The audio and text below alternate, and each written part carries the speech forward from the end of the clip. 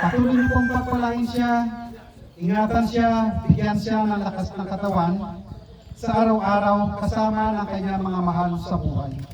Salamat Panginoon dahil kayo ang Diyos na nagsusustain ng lahat. Kayo ang Diyos na makapangyarihan na hindi kayang gawin ng tao.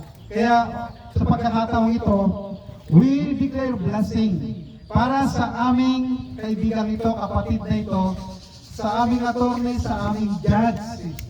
O dakilang Diyos, ipinakita niyo po na ang buhay niya ay isang magandang ehemplo na sa kabila ng kahirapan, sa kabila ng mga pagsubok niya, habang siya Panginoon ay naglilingkod sa bayan ng San Jose, andun pa rin ang inyong kamay, ang inyong paalaala palagi at ang inyong pangako sa Kanya. Hindi niyo siya iiwan, hindi niyo siya pababayaan.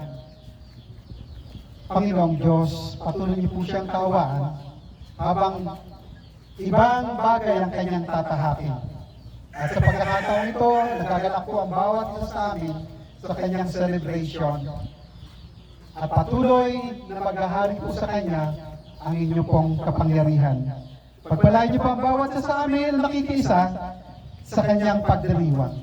Kaya o Diyos, sa pangalan ng Ama, ng Anak at ng Banal na Espiritu Santo, ang biyaya ng kapayapaan, ang biyaya ng magandang buhay, ay patuloy niyo pong tanggapin.